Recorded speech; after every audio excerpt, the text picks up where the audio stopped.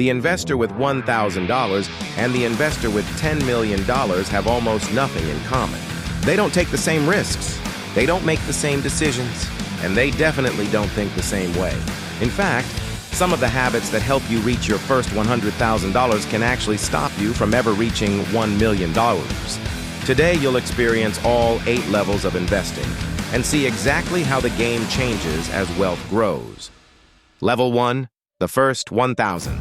You're 22. You open a brokerage app at 11 p.m. on a Tuesday, hands shaking a little, not because it's dangerous, because it's real. You deposit $1,000, your entire savings. You buy an index fund. Boring, safe. Everyone online says it's the smart move. You feel nothing happen. No notification, no fireworks. Just a number on a screen that goes up $4 by Friday. You check it 11 times that day. This is the lie nobody tells you about investing. It doesn't feel like anything. Until one day it does. Level 2, the first real decision. 6 months in, $3,200 now. Some from saving, some from gains. You make your first real decision. You move $500 into a single stock, a company you believe in. No index fund safety net this time. It drops 12% in a week. Your stomach drops with it. You don't sleep well for 3 nights. You check the price before your alarm even goes off. You start asking yourself if you made a mistake.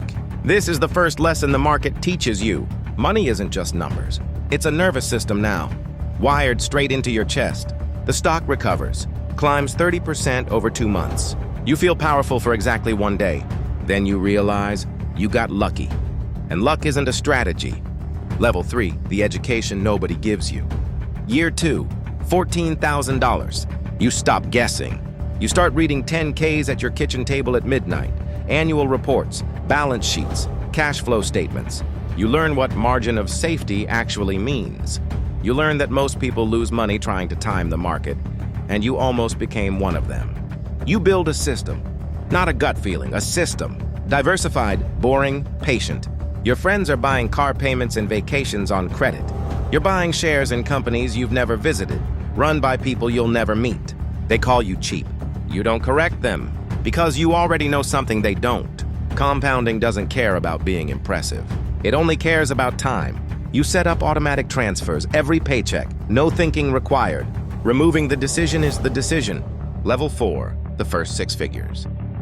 Year 5, $112,000. This is where it gets dangerous, because now you have enough to feel smart.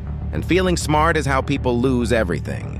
A coworker tells you about a crypto project, guaranteed 40% in a month.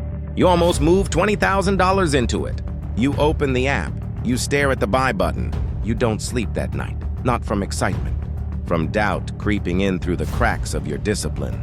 At 2 a.m., you close the app. You don't buy it.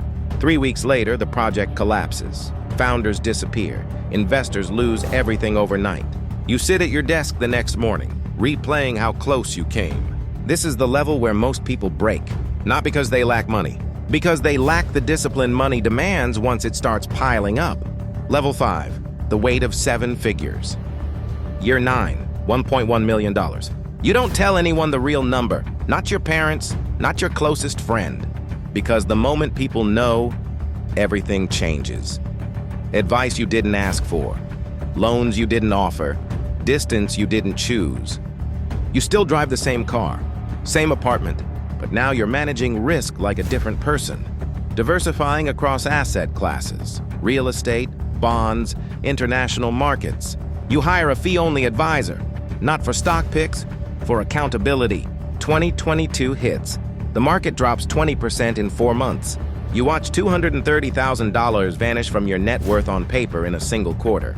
You don't sell. You sit with the discomfort. You remind yourself, paper losses aren't real losses until you panic and lock them in.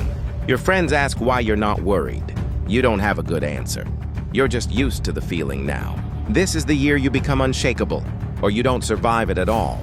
Level 6, the game changes. Year 13, $4.3 million. Now the stakes are different. Taxes become a second full-time job. You meet with a CPA quarterly. You learn about tax loss harvesting, trust structures, asset location. You start getting calls from private wealth managers, invitations to exclusive deals, private equity, Hedge funds with $250,000 minimums. Some are legitimate, some are wolves in tailored suits. You lose $80,000 in a private deal that turns out to be mismanaged. A friend of a friend's can't miss opportunity. It stings, not because of the money, because you let your guard down. You tighten everything after that. Trust slowly. Verify always. Read every document twice. You start saying no to almost everything that lands in your inbox. The no's protect you more than the yeses ever built. Level 7, the isolation of wealth. Year 17, 7.8 million. This is the level nobody warns you about. You're financially free, but you're also alone in a way you didn't expect. Old friends drift. Conversations about money feel awkward on both sides. You stop mentioning numbers entirely. You start surrounding yourself with people who have walked this road already. A different circle, quieter, more careful with words. You give $50,000 to a cause you actually care about, anonymously. Nobody knows. That single act feels more powerful than any number on your portfolio screen. You realize something most people never reach. Money was never the destination. It was just the test to see what you'd become along the way. Level 8, 10 million. Year 22, 10.2 million. You sit on your porch on a Sunday morning. Coffee, quiet street. No private jet, no mansion. Just a paid-off house and a number most people will never see in a lifetime. You think back to that 22-year-old version of you? Shaking hands, $1,000, no idea what was coming? He didn't get rich from one decision. He got rich from 1,000 boring ones, repeated for 2 decades, through crashes, through doubt, through every voice telling him to do something different. The market didn't make you wealthy. Discipline did. And the cruelest part of this entire journey, the version of you who could have started 10 years earlier already existed. He just didn't believe compounding was real yet. Don't be him. Start today. The difference between $1,000 and 10 million isn't one lucky investment. It's thousands of decisions made over years. Different levels, different problems, the same game. The question is, what level are you playing at today?